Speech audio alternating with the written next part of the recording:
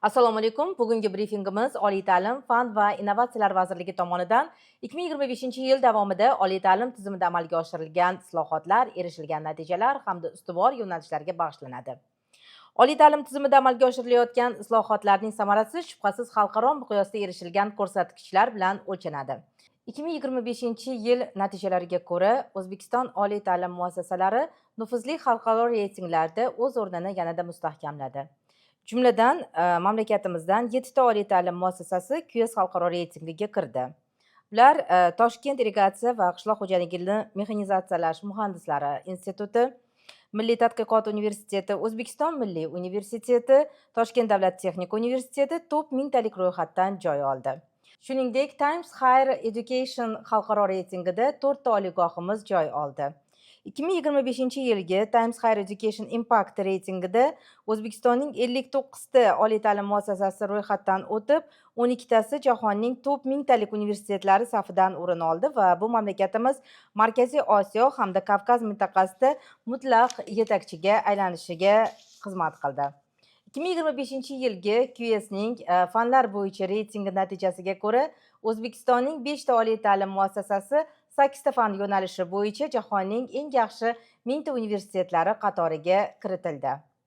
Oliygohlarimizning bunday nufuzli xalqaro reytinglarda munosib o'rin olayotgani so'nggi yillarda mamlakatimizda oliy ta'lim tizimida amalga oshirilayotgan keng ko'lamli islohotlarning mantiqiy natijasidir. Joriy yilda ta'lim resurslarini samarali birlashtirish, takror yo'nalishlarni qisqartirish, professor-o'qituvchilar salohiyatidan oqilona foydalanish hamda hududlarda mehnat bozori talablariga mos raqobatbardosh mutaxassislar tayyorlash imkoniyatlarini kengaytirish maqsadida hududiy va kadrlar tayyorlash ixtisoslashuvi jihatdan yaqin bo'lgan 29 ta oliy ta'lim tashkiloti negizida 12 ta yangi oliy ta'lim tashkiloti tashkil etildi. Va shunday qilib, hozirda respublikamizda 207 ta oliy ta'lim tashkilotlari faoliyat yuritmoqda. Ulardan 32 tasi xorijiy oliy ta'lim muassasasi yoki ularning filiallari, 74 tasi nodavlat oliygohlar va 101 ta davlat oliy ta'lim tashkilotlari faoliyat yuritmoqda. Oliy ta'lim bilan qamrov darajasi mutlaq yangi bosqichga ko'tarildi. Bugungi kunda oliygohlarda tahsil olayotgan talabalar soni 1,700,000 nafarni tashkil etmoqda. Bu 2017-yilga nisbatan 6 barobar ko'p demakdir. Yoshlarni oliy ta'lim bilan qamrov darajasi esa 44% dan oshdi. 2025-yilda zamonaviy ta'lim shakllarini joriy etishga alohida e'tibor qaratildi.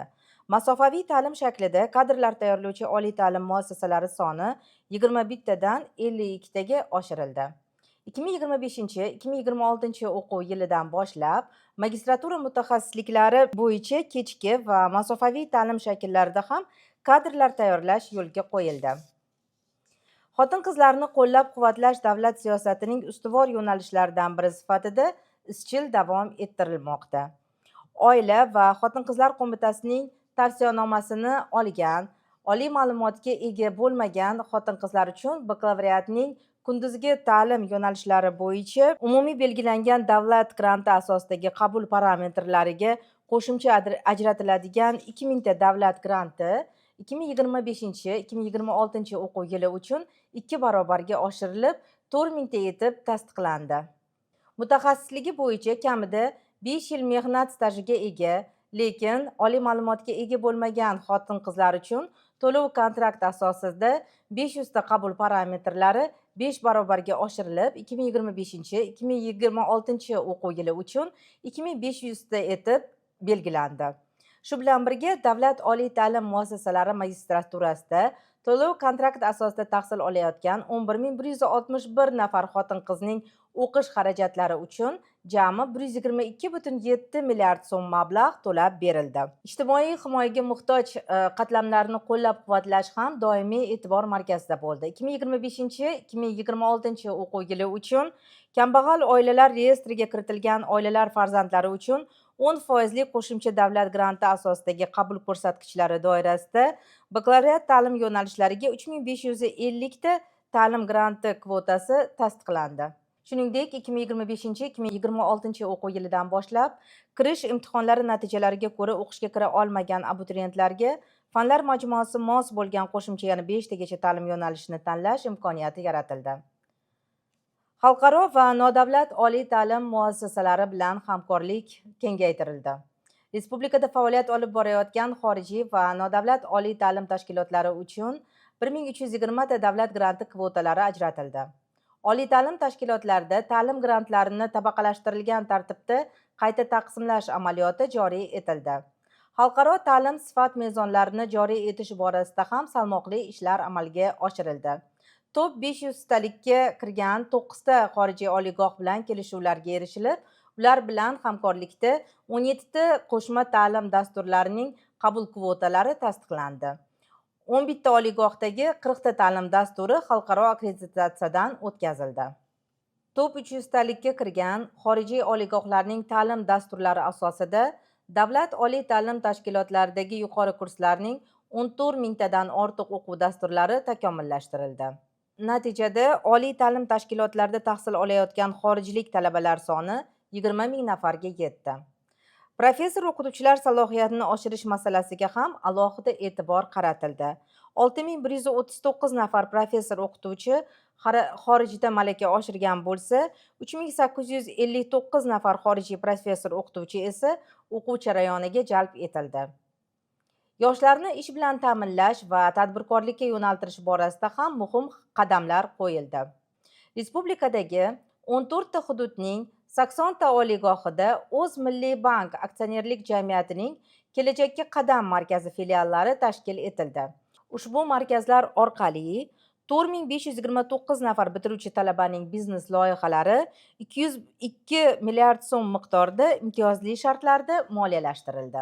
Iqtidorli yoshlarni qo'llab-quvvatlash maqsadida oliy ta'lim tashkilotlari bakalavriatning kunduzgi ta'lim shakliga kirish imtihonlarida eng yuqori ball to'plagan talabalar o'rtasida O'zbekiston Respublikasi Prezidenti granti tanlovi o'tkazilib, 23 nafar talabaga mazkur grant taqdim etildi.